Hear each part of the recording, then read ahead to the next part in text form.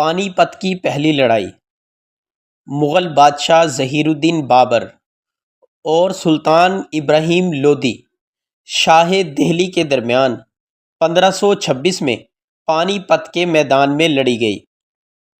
دوستو، اس ویڈیو میں ہم بات کریں گے پانی پت کی پہلی لڑائی کے بارے میں۔ اگر آپ چینل پر نئے ہیں تو آپ سے درخواست ہے چینل کو سبسکرائب کر دیں اور بیل آئیکن کو ضرور پریس کر دیں تاکہ ہر نئی آنے والی ویڈیو سب سے پہلے آپ تک پہنچ سکے۔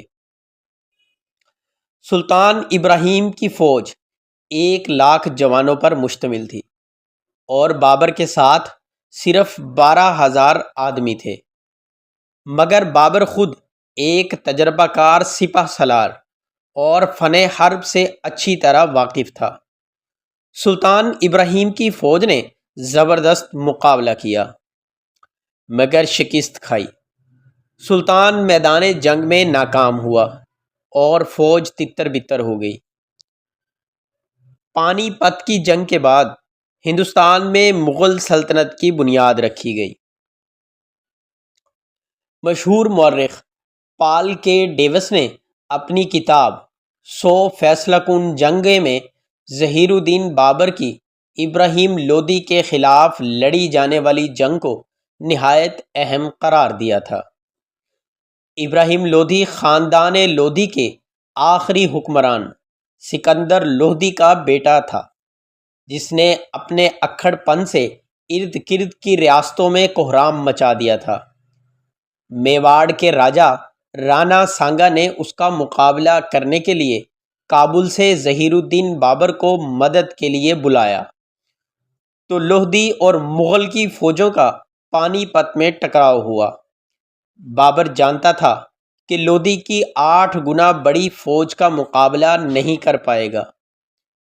اس کے ہاتھ بڑی بلا تھی جن کا توڑ کرنا لازمی تھا، لہٰذا بابر نے سلطنت عثمانیہ کے جدید ہتھیاروں کو استعمال کرنے کا فیصلہ کیا۔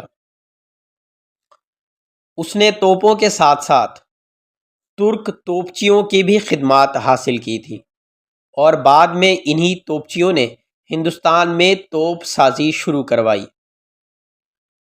بابر نے اپنی جنگی چال اور ہتھیار کو ابراہیم لودھی سے چھپائے رکھا۔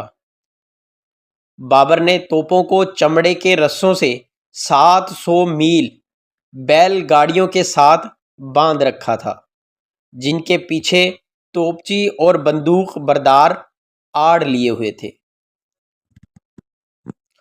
اس زمانے میں توپوں کا نشانہ کچھ زیادہ اچھا نہیں ہوا کرتا تھا، لیکن جب انہوں نے اندھا دھند گولہ باری شروع کی تو کان پھاڑ دینے والے دھماکوں اور بدبودار دھوئیں نے لودھی فوج کو حواس باختہ کر دیا اور اس افتاد سے خوف کھا کر فوجی منتشر ہو کر بھاگ اٹھے۔ یہ پانی پت کی پہلی لڑائی تھی اور اس کے دوران ہندوستان میں پہلی بار کسی جنگ میں بارود استعمال کیا گیا تھا۔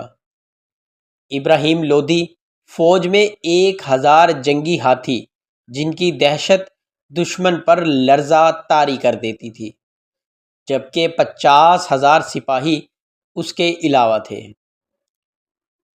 توپوں کی گھن گرج نہ سپاہی سن سکے اور نہ ہاتھی برداشت کر سکے، لہٰذا وہ الٹے قدموں اپنی ہی فوج کو کچل کر بھاگنے لگے۔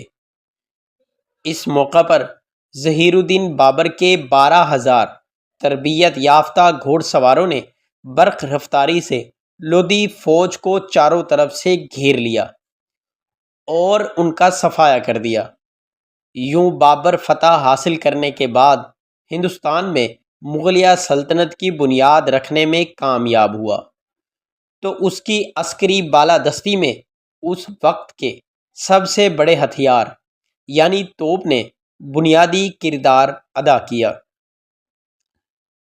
دوستو، اس ویڈیو میں ہمیں معلوم ہوا کہ پانی پت کی پہلی لڑائی بر صغیر میں ایسی لڑائی تھی جس میں توپوں کے ذریعے گولہ باری کی گئی، یعنی توپ جیسا مہلک ہتھیار پہلی دفعہ بر صغیر میں استعمال ہوا۔ امید کرتے ہیں آج کی ویڈیو بھی آپ کو پسند آئی ہوگی۔ چینل کو سبسکرائب کر لیں اور بیل آئیکن کو پریس کر دیں۔